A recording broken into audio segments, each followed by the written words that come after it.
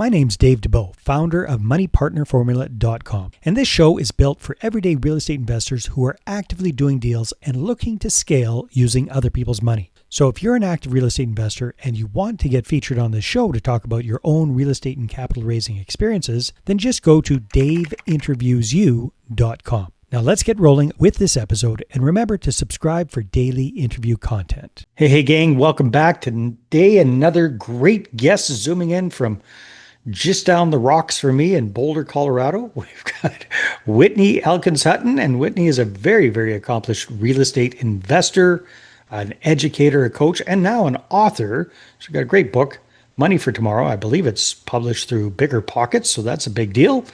And today we're going to be talking about, obviously, real estate, but with a different kind of twist, because Whitney, they're doing some cool stuff with automated car washes. So Whitney, welcome to the show. Great to have you. Thank you so much for having me on, Dave. This will be fun. So we were talking a little bit off camera, Whitney, and you're doing a lot of different stuff. So maybe let's just zoom out for a second and just what does real estate investing and all things around that kind of look like for Whitney mid-2025? Well, quite simple is my mission for myself and also, for investors I help is to help them turn their active income and savings into long-term passive income and wealth. So for 2025, I'm really focused on, both for my personal portfolio and also helping investors find, cash flowing deals that are secure in today's market, especially with all the volatility that we're experiencing, but also given an element of balance to maybe an equity-heavy portfolio and also some liquidity, because when the markets the tide starts changing again, it might be a good time to deploy back into equity investments. All right, so it's not all about multifamily investing. You guys have a variety of different asset classes. So you kind of do your own thing, plus you're part of a larger group. Maybe tell us a little bit about what those two things are. Yeah, so I'm the director of investor education at passiveinvesting.com. There, I, help investors understand what it means to invest in a passive investment, help them, create their goals, and understand the risk about passive investing, and implement some high level strategy into their portfolio.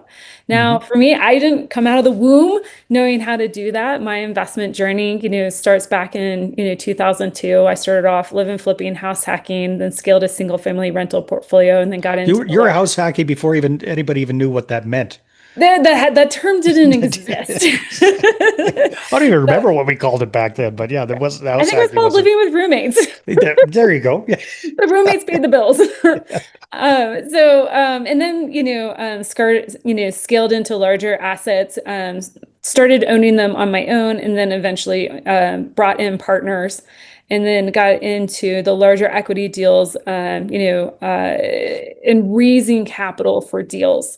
Now, for me and my portfolio, I'm doing the exact same thing that I'm teaching my strategy live to our current investors, because these are the things that I'm seeing in the market environment. This is how I'm adjusting my portfolio, especially in response for the last couple years where, like you said, everybody thought, went into multifamily, and great. Multifamily did amazingly well, and the market until it didn't.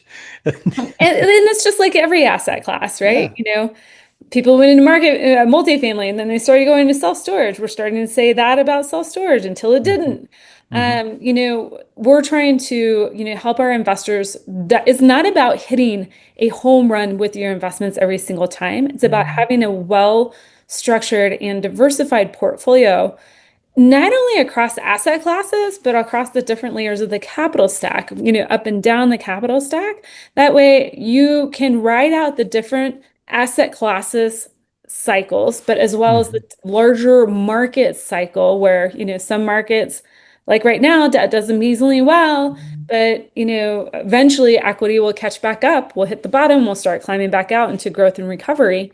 And that's when equity investments are going to do really well. And so, I hate saying the term all-weather portfolio, because now I'm like taking a trademark name from Ray Dalio, but really helping investors who have a better time and attention in their day job, learn how to passively invest and construct a more well-rounded and all-seasoned type portfolio. So are you more of a passive investor these days yourself, Whitney, or an active investor? Like, are you leading deals, or you're more in the back on the passive side? So I'm both. I have my own active controlled deals, the ones where my partner, I have a partner, it's my husband, Hmm. and maybe like one or two family members. We have our own deals there. And then I have like other passive deals where I'm investing into other operators' deals Like an uh, LP or something like that, or as a part of a limited fund? partner. Yes. Yeah. Okay. Cool.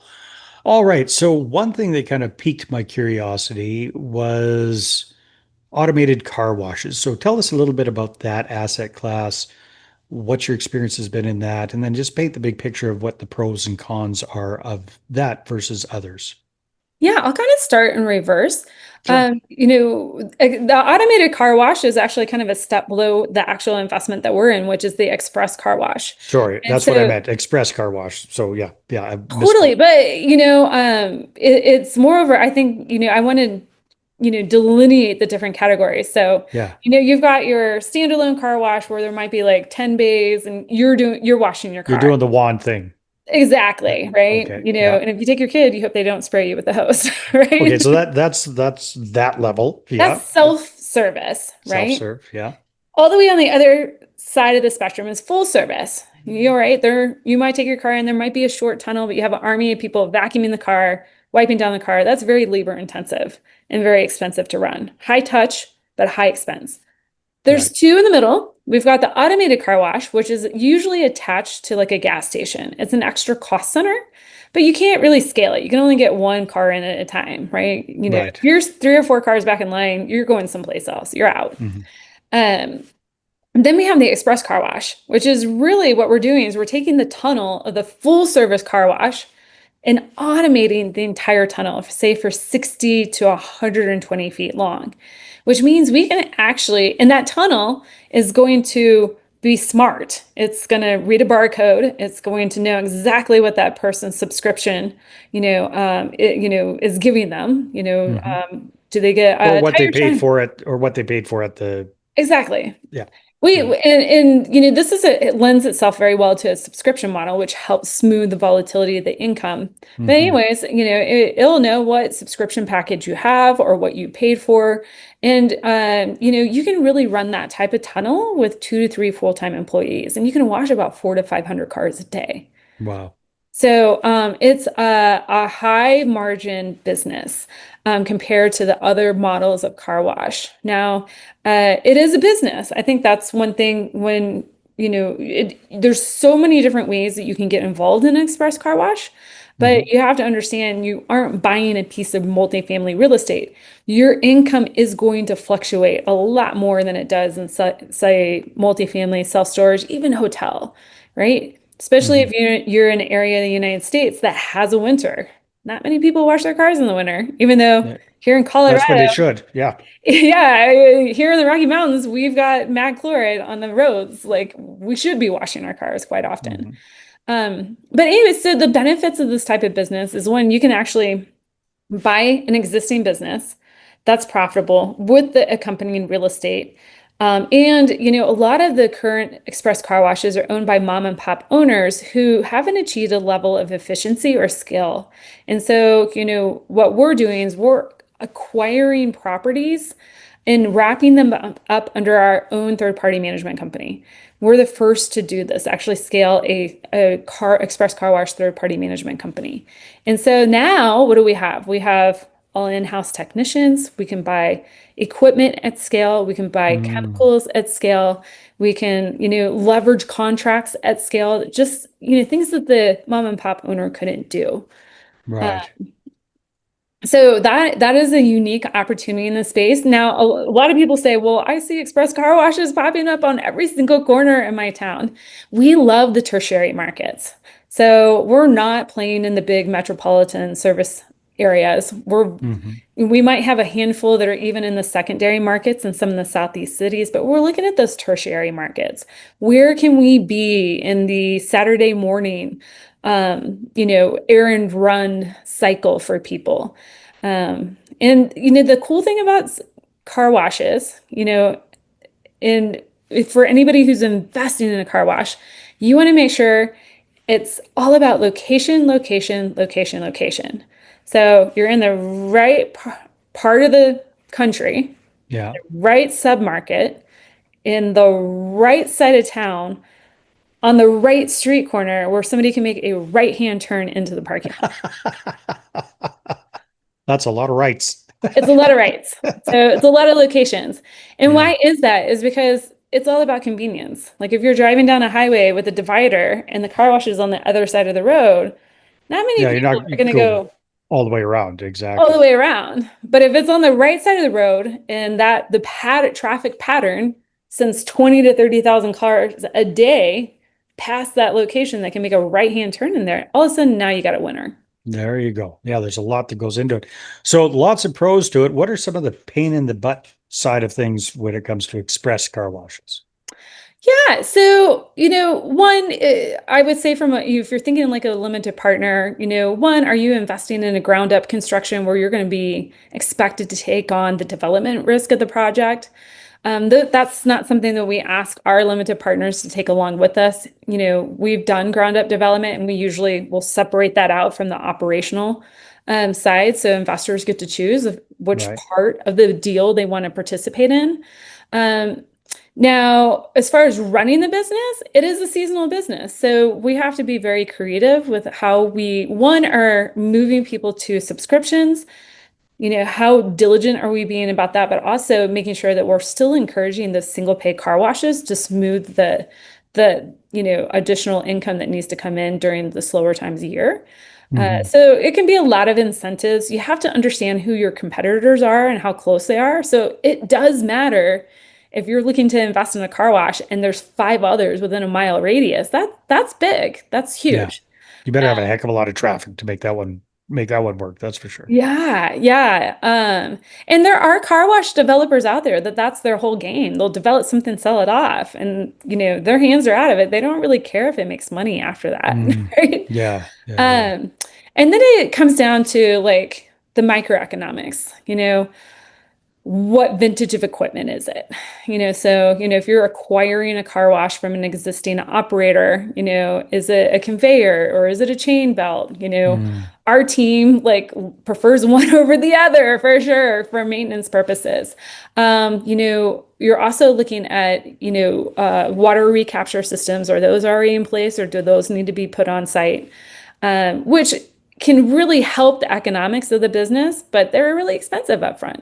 Right. And then we need to pay attention to the local laws. What do the local laws dictate as far as water usage? Now, most people get a little leery. They're like, I would Mhm. never invest in a car wash because what happens if they put everybody on water restriction? Right. We're in the middle of Phoenix and we're in a drought and they say, hey, yeah, that's a good question. So what happens there?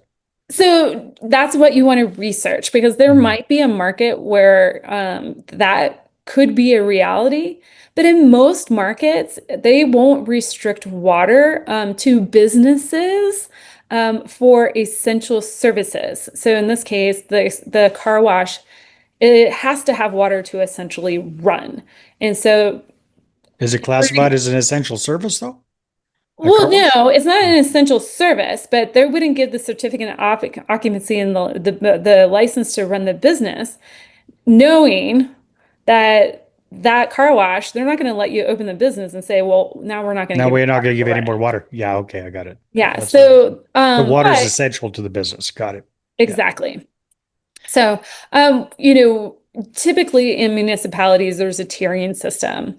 If the town goes on water restrictions, it's going to be first to like, hey, we're going to put out a notice to everybody, like take shorter showers. And then it's going to be limit, watering lawns or filling swimming pools. It's going to hit the residential areas typically first. Right. It's usually not Before until you commercial. get to like tier four water restrictions that you start limiting businesses. And typically that might only be for like 24, 48 hours. Maybe there was a hard freeze and they have to fix the Mm. pipes.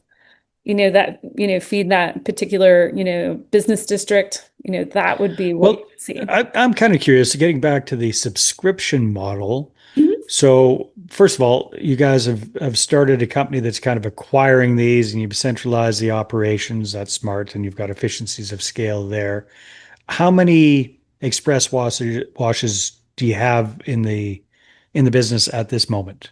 30. Wow. Yeah, that's significant. How many different communities are they in?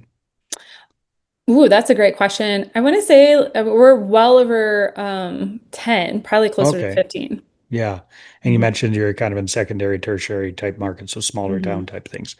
Very, very cool. So out of those 30, the average of those 30 businesses, what percentage of their business is recurring via subscription versus one-off buyers? I'm always curious about that kind of thing. Yeah, it's going to depend per location. Yeah. We're targeting probably like, 75 to 80% recurring subscription. And Really? like Yes. we don't want to convert everybody to subscription and have zero single pay. Hmm. Right. That's kind of we did see that. We drove super hard in a lot of our early acquisitions to move people from the single pay over to the recurring revenue model. And we were quite successful with that. But when you don't have the single pay coming in, which is an indicator of how much new traffic you have coming onto the Okay. property, Hmm. then that can, if you don't have those single pays coming in that you can then convert to a subscription, and then your subscriptions start to decline for whatever reason, you're Hmm. kind of like behind the eight ball, playing a little bit Right. of catch up. So it's a balance there. You want to, You in a perfect do. world, you'd have 75% on subscription or 80% on subscription, 20% are new or one off. Yeah, It's that kind of makes like sense. having a wait list in a way, even though there is no wait list, right? Yeah. If you're a coaching, professional, you want to have you want to have that wait list of people that are ready to work with you. Hmm. No, that makes a lot of sense. Well, this is fascinating stuff, Whitney. So I'm sure there's going to be some people wanting to find out more and connect with you. If that's the case, where should they go? Yes, you can check us out at passiveinvesting.com. There you can see our open deals. If you want to get more education, I put out weekly education on passive investments, including our assets. That's passiveinvestingwithwhitney.com. Perfect. Whitney, thanks for being on the show. It's been a lot of fun. Thank you so much for having me, Dave. All right, everybody. See you on the next one. Hey there, if you're a capital raiser, a syndicator, or a fund manager, and you're looking for a steady flow of incoming accredited investor leads, then go ahead, grab a free copy of my new book, How to Get 20 Accredited Investor Meetings Every Month Without Cold Calling, Networking, or Chasing People. You can get that at 20accreditedinvestorsbook.com. Again, that's the number 20accreditedinvestorsbook.com. Hey there, I really hope you enjoyed that episode. And as always, if you want to listen to more daily interview content, make sure you subscribe. And if you're an active real estate investor and you're doing deals and you'd like to get featured on this show, then just head over to daveinterviewsyou.com.